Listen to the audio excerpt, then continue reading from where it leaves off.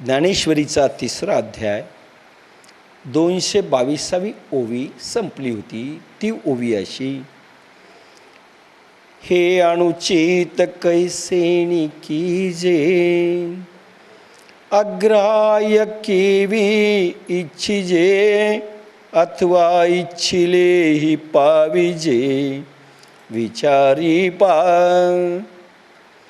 जे घेण्यास योग्य नाही ते घेण्याची इच्छा कशी करावी, अथवा इच्छिलेले देखील मिळावे तरी योग्य अयोग्य मिळाले तरी हे अयोग्य आहे, कुपथ्य आहे, ह्या विचारावरून ते कसे बरे घ्यावे.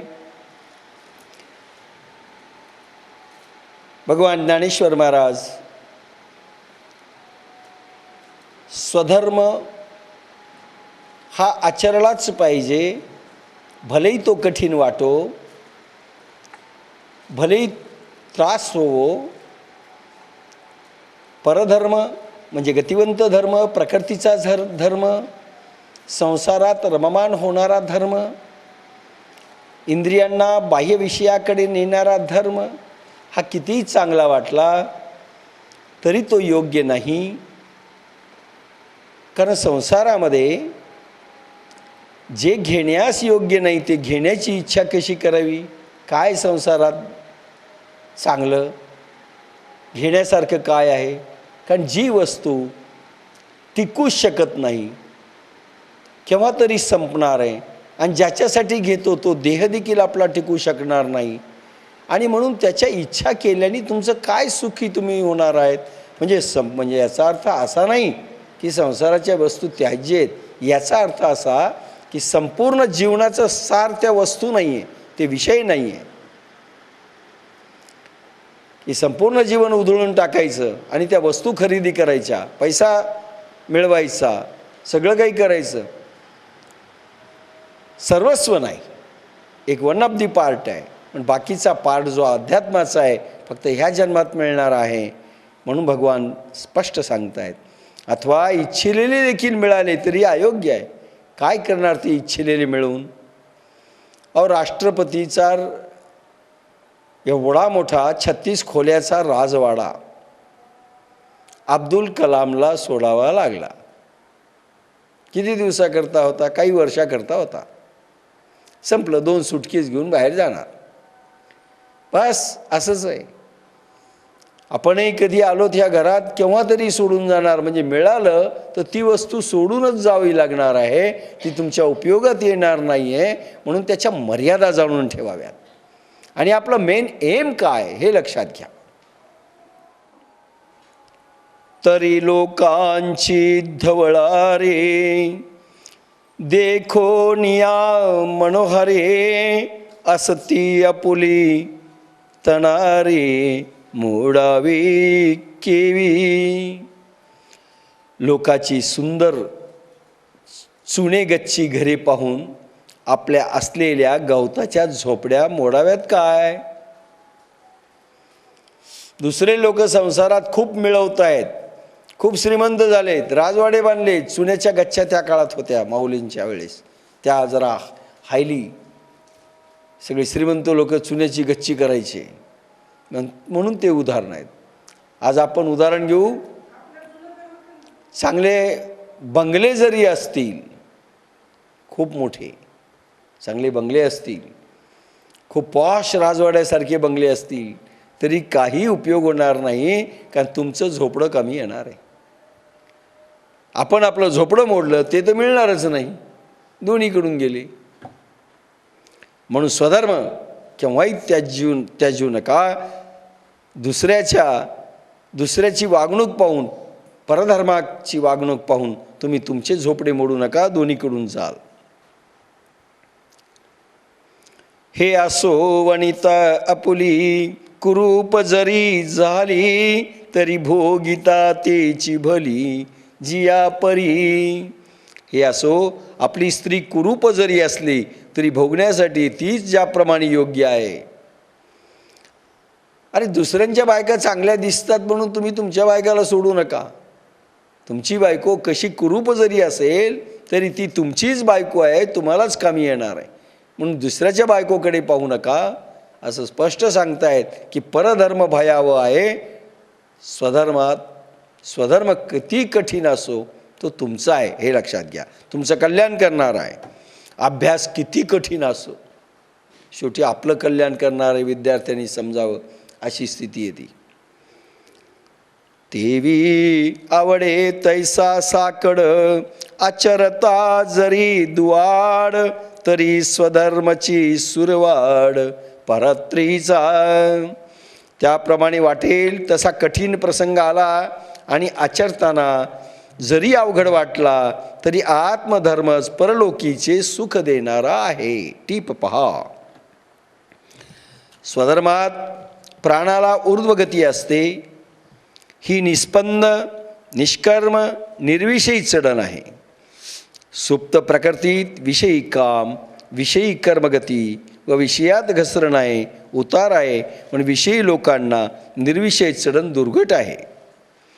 पण आत्मधर्मी आत्मकर्माचा आदर्शनं त्याचा प्रचार प्रसार केला, रक्तरंग शोधन संशोधन झाले तर भयावह प्रकृती धर्म सुखावह होऊन गुणातीत करील. उतारात गोड असले तरी ते चढणीत कुफत्य आहे. तर यावडे तैसा साकड, त्याप्रमाणे वाटेल तसा कठीण प्रसंग आला आणि आचरताना जरी अवघड वाटला तरी आत्मधर्म परलोकीचे सुख देणार आहे. म्हणजे स्वधर्म म्हणजे परलोकीचं सुख देणार. हे अनंत काळापासून करोडो करोडो करोडो जन्मापासून आपण जन्म घेत आलेलो आहोत आणि काय काय जन्म घेतले असतील माहीत नाही. प्राण्यांचे, वनस्पतीचे, कुत्र्याचे, माणसांचे देखील काही जन्म असतील, बायांचे जन्म असतील. ह्या सगळ्या जन्मापासनं फक्त मानवदेह सोडू शकतो. जीवात्मा भोगत आहे, दुःख भोगत आहे.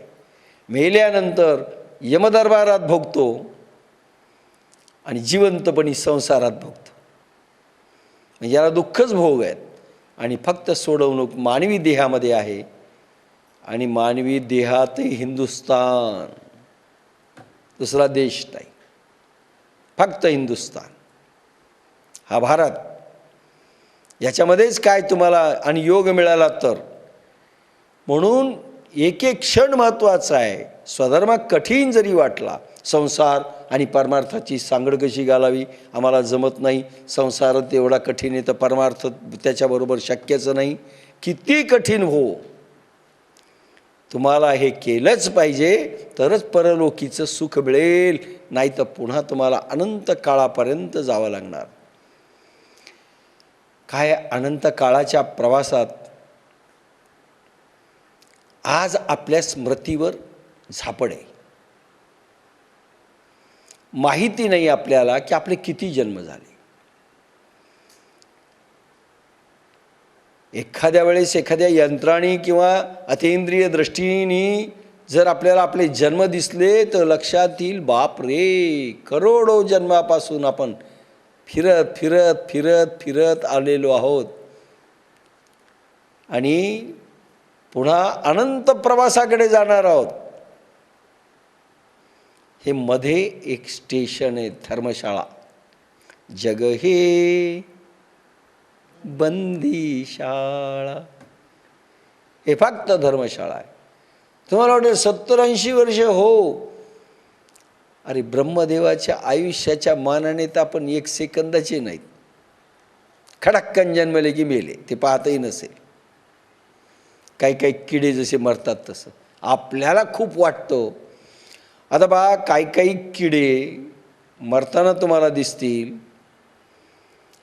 काही एका सेकंदातच ते मरतात. म्हणजे ज्यावेळेस त्यांची प्रजा वाढते म्हणजे एका सेकंदात ते जन्मतात, वाढतात, प्रजोत्पादन होतं, ओल्ड होतात, म्हातारे होतात आणि मरतात एका सेकंदात.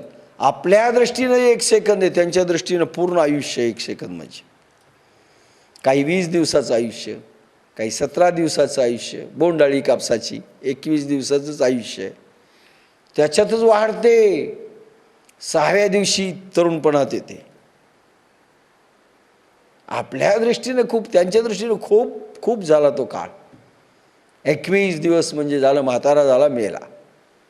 बस अनंत काळाच्या प्रवासात आपलं आयुष्य तेवढंच आहे.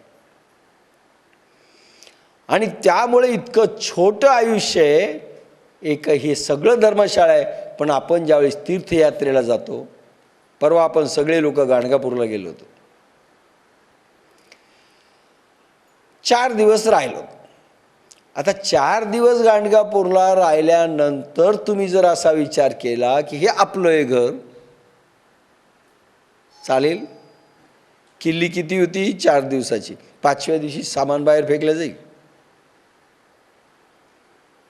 5व्या दिवशी तुमचं सामान बाहेर फेकलं जाईल. अरे तुमचं किती आहे? किल्ली आहे तेवढी आहे, परमनंट नाही आहे ते तुमचं. नाही, हे माझं माझं माझं करायला लागलं, तुम्हाला कोण विचार देणार? असंच हे जग. हे घर, काही जणांचं घर वडिलांनी बांधलेलं आहे, वडील म्हणले माझं आहे, ती पाठी काढली, पोरांनी फेकून दिली, स्वतःची लावली. मुलगा म्हणतो माझं आहे, बाप म्हणतो माझं आहे, त्याचं पोरगं माझं म्हणून तुमची पाठी फेकून देणार आहे.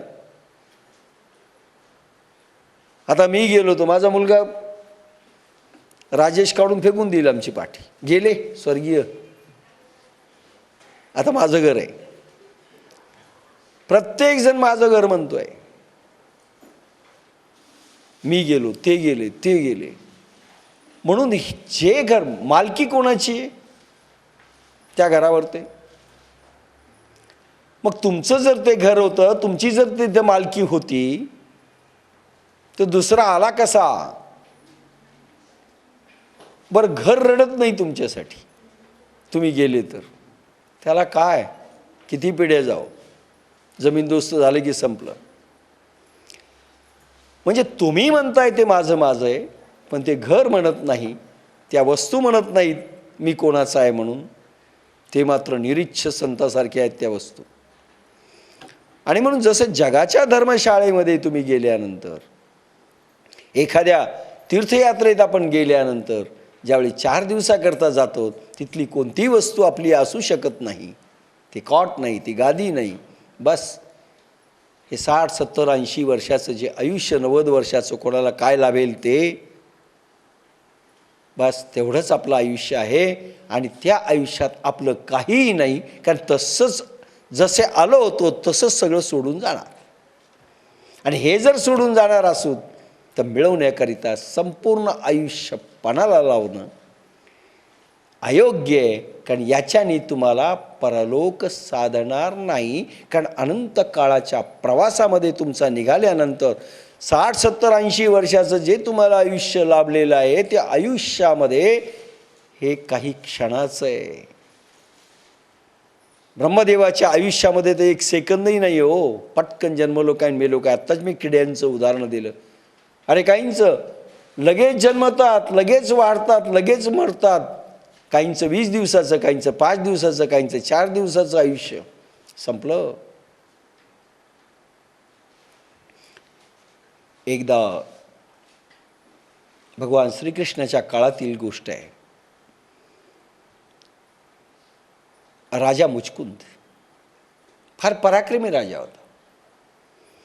आणि राक्षस मरत नव्हते म्हणून इंद्राने त्यांना बोलवलं पृथ्वीतलावर की तुम्ही या युद्ध करायला.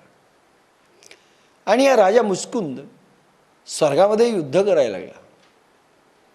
इतकं प्रचंड युद्ध केलं त्यांनी.